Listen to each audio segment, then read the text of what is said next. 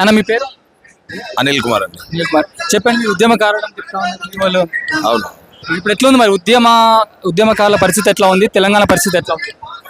తెలంగాణ ఉద్యమం అనేది 2014లో అంటే మామూలుగా రెండు రాష్ట్రాలు విడిపోవడం, దాని తర్వాత ప్రత్యేక రాష్ట్రంగా ఏర్పడడం, దాని తర్వాత కేసీఆర్ గారు ముఖ్యమంత్రి కావడం, దాని తర్వాత రాష్ట్రము దేశంలోనే నంబర్ 1 రాష్ట్రంగా అవతరించింది మీ అందరికి తెలిసిన విషయం. ఇప్పుడు విద్యార్థులకు అంటే నీట్ లీకేజ్ ఇష్యూ నడుస్తూ ఉంది, దేశం మొత్తం మీద కూడా అదే నడుస్తూ ఉంది. చాలా పార్టీలు అనివార్యంగా విద్యార్థులకు మద్దతు ఇవ్వాల్సిన పరిస్థితి ఏర్పడింది. ఇప్పుడు ఒక ఇండియా కూటమి ఉన్నట్టు పార్టీలు కాకుండా మిగతా ఏ పార్టీ అయినా సరే దాని మీద ఏం రోజు ప్రపంచ దేశాలన్నీ యువత వైపు విద్యార్థుల వైపు చూస్తున్నాయి.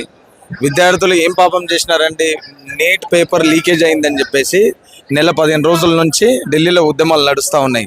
ఎట్లా ఒక్క మెసేజ్ పెడితే లక్షల మంది ఒక్కొక్క చినుకుపట్టు జడివాన స్టార్ట్ అయ్యి సముద్రాలు ఉప్పొంగినట్టు చీమల పుట్టల్లాగా గదిలి ఈరోజు ఢిల్లీ వీధులన్నీ విద్యార్థుల చేతులనే ఉండిపోయినాయి. అంటే విద్యార్థులతో పెట్టుకున్నటువంటి ఏ ప్రభుత్వం కూడా ముందలబడినట్టు లేదు. అన్ని పార్టీలు ఎందుకు సపోర్ట్ చేస్తున్నాయంటే విద్యార్థుల భవిష్యత్తు, రేపు విద్యార్థులు కలెక్టర్లు, ఇంజనీర్లు, డాక్టర్లుగా అవతరించాలి కాబట్టి విద్యార్థులకు సపోర్ట్ చేయాల్సినంత అవసరం వచ్చింది. తప్పకుండా విద్యార్థులకు సపోర్ట్ చేయాల్సిందే. నరేంద్ర మోదీ గారు మొండిగా విద్యార్థుల మీద జులుం చూపిస్తూ పోలీసుల లాఠీలు ఈరోజు చిన్న విద్యార్థులతో సహా అందరినీ ఈరోజు బీజేపీని వ్యతిరేకిస్తే దేశద్రోహం కేసు పెడుతున్నారు, బీజేపీని వ్యతిరేకిస్తే పాకిస్తాన్కి అంటగడతా ఉన్నారు. అంటే భారతదేశంలో చదువుకునే హక్కు లేదా? నీతి నిజాయితీగా చదువుకున్నటువంటి పేపర్లు కూడా లీకేజ్ అయితే ఈరోజు భారతదేశంలో ఏం జరుగుతుందో యువత కానీ విద్యార్థులు కానీ అర్థం చేసుకోవాలి. బీజేపీ ప్రభుత్వం ఏం అడిగినారు? మోదీ గారు సీట్ అడగలేదు కదా. ఏం అడిగినారు విద్యార్థులు? దానికి బాధ్యత వహిస్తున్నటువంటి మంత్రి రాజీనామా చేయమన్నారు, అంతే కదా. రాజీనామానే కదా, మిమ్మల్ని మేము ప్రధానమంత్రి సీట్ అయితే అడగలేదు కదా. తక్షణమే విద్యాశాఖ మంత్రిది రాజీనామా చేయమని అడిగినాం. ఇప్పటి వరకు రాజీనామా లేదు. పార్లమెంట్ కూడా ఈ రోజు వరకు పార్లమెంట్ నడుస్తుండే విద్యార్థుల తాకిడికి ఈరోజు పార్లమెంట్ వాయిదా వేసుకునే పరిస్థితి ఏర్పడ్డదంటే ఇప్పటికైనా సరే నరేంద్ర మోదీ గారు, బీజేపీ ప్రభుత్వం మేము దేశాన్ని ముందరికి తీసుకెళ్ళినాం, మేము దేశాన్ని అగ్రగామిగా నిలుస్తున్నామంటే దేశ భవిష్యత్ అయినటువంటి విద్యార్థుల మీద లాఠీలు జులిపిస్తూ ఈరోజు విద్యార్థులు అణగదొక్కే ప్రయత్నం చేస్తూ ఉంది. ఎన్నో కేసు తలలు పగలగొట్టి ఎక్కడి నుంచో పోయి ఢిల్లీలో చదువుకున్నట్టు మహిళలకు, విద్యార్థినులకు తలలు పగిలి ఈరోజు అన్నం లేకుండా కూడా నీతి నిజాయితీతోటి ఇటువంటిది మళ్ళీ జరగొద్దంటే విద్యాశాఖ మంత్రి రాజీనామా చేయాలని డిమాండ్ చేస్తుంటే నరేంద్ర మోదీ గారు కళ్ళు తెరవకుండా ఏదో చేస్తున్నారు. నిన్న నైట్ ఒక వీడియో రిలీజ్ చేసిండి, సెల్ఫీ వీడియో రిలీజ్ చేసిండి.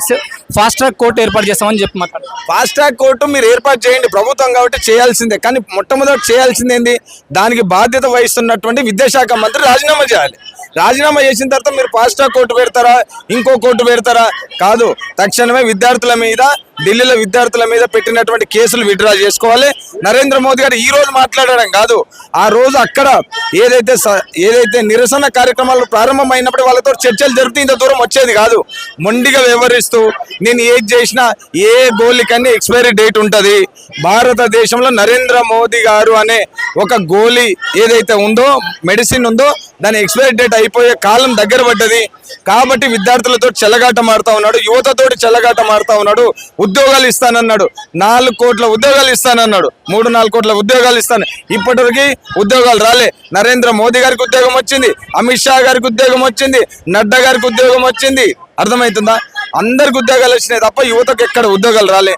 ఇప్పటికైనా విద్యార్థులతోటి యువతతోటి చెలగాటం ఆడొద్దని చెప్పేసి నరేంద్ర మోదీ గారికి సూచిస్తూ తప్పకుండా ఎవరైతే విద్యాశాఖ మంత్రి ఉన్నారో తక్షణమే రాజీనామా చేయించండి. సెల్ఫీ వీడియోలు ఏం పనిచేయవు.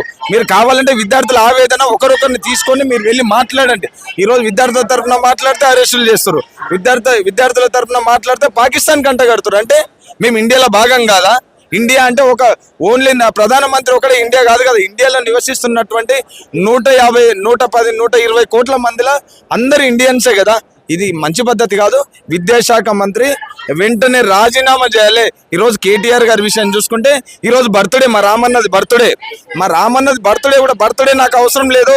విద్యార్థుల జీవితాలతోటి చెలగాట మారుతూ విద్యార్థుల మీద లాఠీలు జులిపించినటువంటి పోలీసుల తీరును నిరసిస్తూ ఈరోజు బర్త్డే కేకులు వద్దు, నాకు ఫ్లెక్సీలు వద్దు అని చెప్పేసి నీతి నిజాయితీగా విద్యార్థుల తరఫున పోరాడుతూ ఈరోజు ధర్నా చౌక్లో ధర్నాకు పిలుపునిచ్చిన అంటే అంత నీతి నిజాయితీ గల నాయకుడు భారతదేశంలో ఎవరు లేరని చెప్పేసి కూడా తెలియజేసుకుంటున్నా.